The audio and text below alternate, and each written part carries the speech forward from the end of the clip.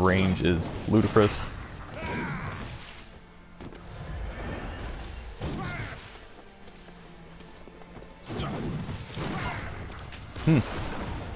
That's usually a good time to attack him because most of those, most of the animations he does during that flurry of attacks are attack animations, so that's usually a good time to try to counter him.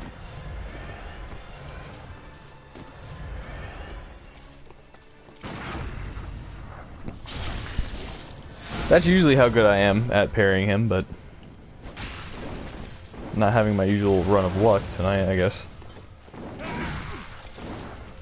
That attack is garbage.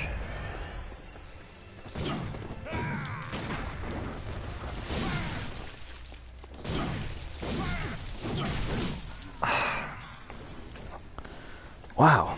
Okay, guys, like, I don't know what to say, like, I'm really doing terrible right now.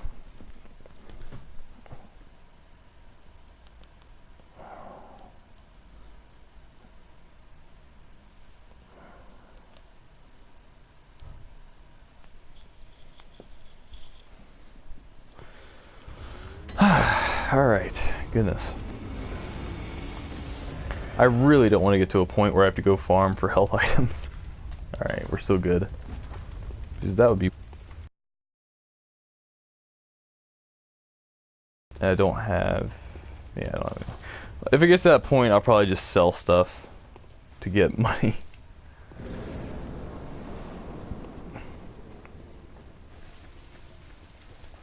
I'm one of those guys that doesn't like selling stuff in Souls games, but since this is in-game, it doesn't really matter.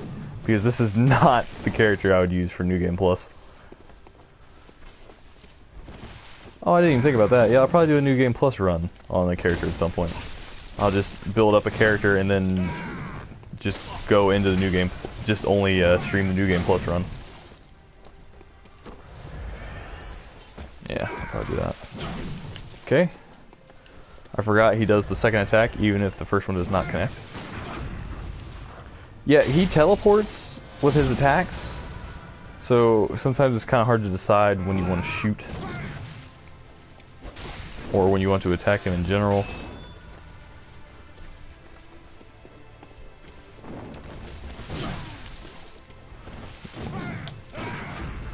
Like I said, most of that is attack animation, so that's a pretty good time to shoot.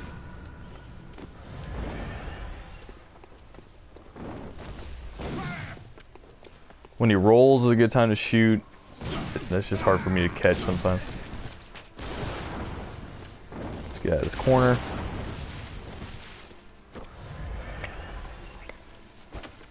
Okay, I can't show that on my own.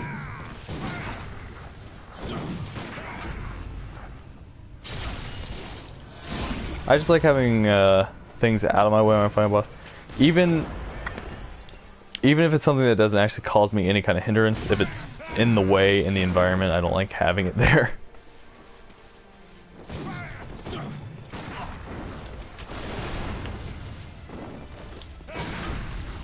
I can't believe that hit. Then it didn't matter. This is where he starts to power up.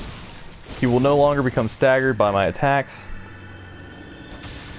Alright. Now, when he does that, don't get near it. That will instantly kill you. I don't care how high health you have, it will most likely instantly kill you. None of my characters have ever survived that blast, even at full health. This is super-powered Moon Gearman. That's the parry shot I was talking about. If you're far enough away, you're fine, but if you're close enough, he will... Oh, okay. At this point in the fight, you have to parry him. I don't care how good you are at fighting otherwise, you will not be able, because you can't stagger him at this point. Your bullets do not stagger him anymore either. You have to parry him at this point. I'm trying to bait out his Blade Flurry. He's not giving it to me. Okay, I don't. Also, his shots will pick you up off the ground. I neglected to mention that previously. It's better when he shoots his gun. It's better to dodge to the side.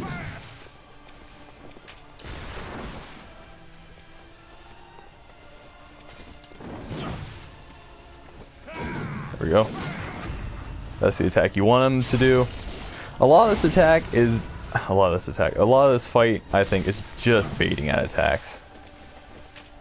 It's better to bait out attacks and fight him slowly than get in there and get your crap wrecked, because he's just too strong at this point. Like, you can't stun him, you can't knock him out. And he will probably do this multiple times during the fight. At this point he goes back to his regular scythe. And he does things like that. Now, the good thing about this fight, though, is that he can teleport out of this arena. If you cheese him good enough near the edge, he can just teleport out of the arena and end up dead, and you've won the fight. Now, I'm not doing that because I think that's kind of lame, especially for a stream. But obviously, on your own playthrough, whatever, I don't care. You can do whatever you want. So just remember that he can be cheesed pretty easily, as far as I've seen in all the videos I've seen it in. I've never seen him do a transformation attack. No, seriously, that's the first time I've ever seen him do it. So, new tech, guys. And that should be the end of Gearman. Yes. Alright. But the fight is not yet over.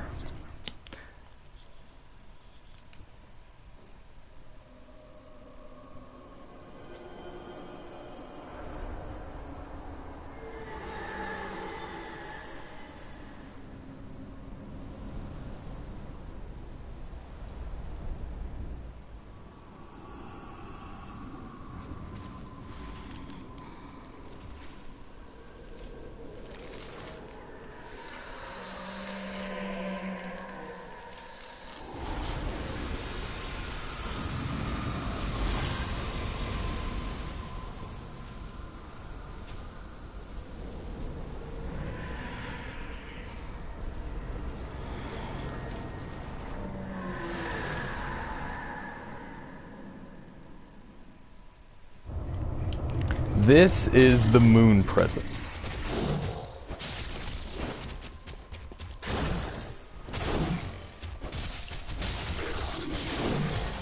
This is a great one in all his fury and anger. A lot of people surmise that this guy is the reason for all the things going on in Yharnam. This guy is the reason for all the turmoil and destruction. This guy is just the reason for everything, most people guess. Now, as you can see, also that blood, if that blood hits you, it will prevent you from healing. So you want to get away from it. Also, that attack earlier you saw where all of my health disappeared, but I didn't die. Yeah. That attack, you can dodge that attack with invincibility frames. It's just extremely difficult. It's better to just attack him and get your health back, as such. Also, yeah, this fight is marginally easier than the fight with Gearman. This fight is super cool, but I think Gearman is a much better last boss fight. Also, I think this thing is just following the tradition of Souls games, where the true last boss of Souls games... Oh, he actually killed me. Speaking of the devil, it's because I was making fun of him. There's a running theme with Souls games that the boss... Not so much in 2, but again, 2 was another team. I try not to make fun of Dark Souls 2 too much because I like that game. But a lot of the running themes from Demons and Dark 1 were lost in Dark 2. But that's fine. I didn't mind it much. But a lot of those themes seem to be back in this one, where there's a running theme in Demons and Souls 1 in this game, where the second to last humanoid boss is much stronger than the last boss himself. or just the last boss in general, or the true last boss in general, is not as strong as some of the other bosses in the game. I think this can be attributed to the usual idea of just hubris. Last boss thinks they are so powerful that they cannot be defeated. But in this game particularly, I think it is because I don't think the moon presence is completely formed. I don't think the moon presence is complete, as attributed by his exposed ribcage. And the fact that he has a ribcage at all, to me, says that he was originally just a human. All the other great ones in the game, while they have limbs and body structures that you could say have similar origins to humans, the moon presence specifically looks like a just malformed human. Another reason you could say that his fight is weak is because you could say the 3 parts of the one umbilical cord of his child have an effect on him and make him weaker. There are many things you could say. And now I'm going to shut up.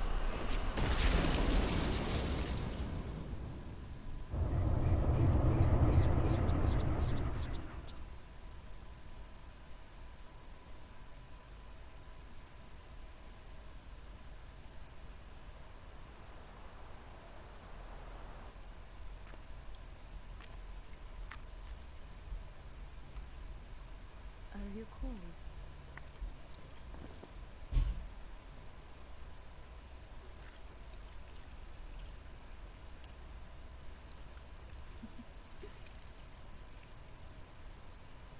Oh, good hunter.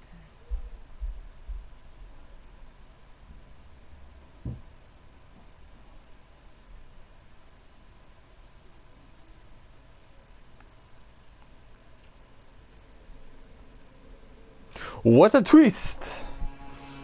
Okay, so here's the breakdown of the endings.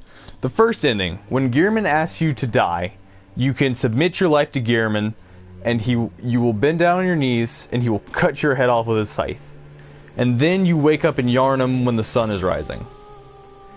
Now, this could be that the Yharnam you wake up in with the sunrise is purgatory, and you are actually dead. Because there is the doll is seen visiting a tombstone after that scene ends. It could also be seen as you did your time as a hunter, you found the pale blood that you needed, or you killed enough of things with pale blood that you acquired what you needed to leave, and Gearman was allowing you a way out, and you wake up in the real world, because the world you were in was not the real one. I think that Gearman straight up kills you in that ending. I think that you do wake up in purgatory. I think it is... Oh. Chikage must be named after that guy. I think it would be too simple for the game to say you were not in the real world at that point. But that does raise the question of the hunter's dream. However, you find the workshop in the real world. So the hunter's dream could just be a facet, I guess, of that one thing that Gearman created through help of the moon presence, or the moon presence could have created it to recruit hunters for whatever reason. It's never really clear.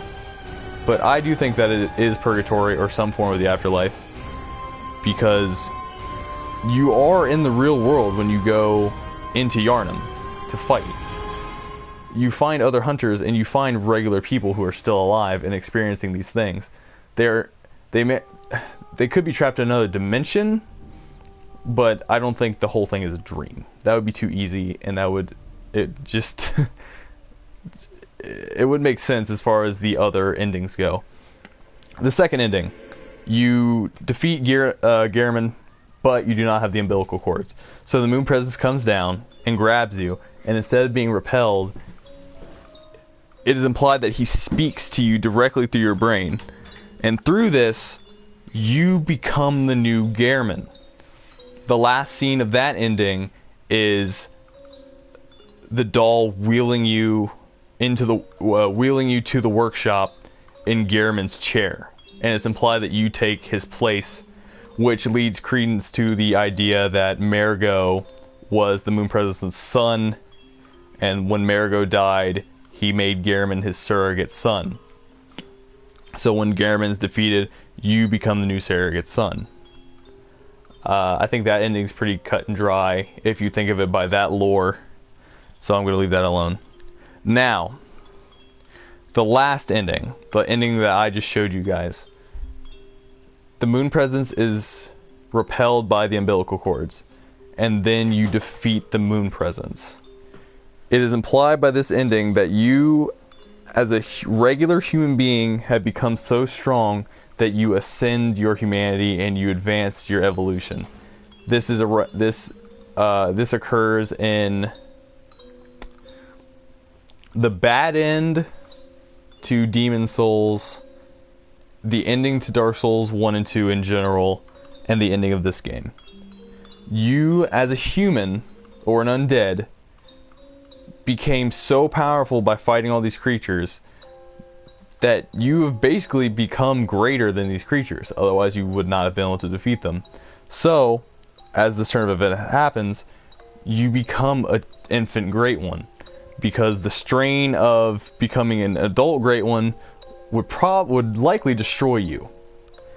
And through becoming an infant Great One, you have a chance to grow and develop and learn the infinite knowledge of the universe, and as such, you can adequately move forward through that.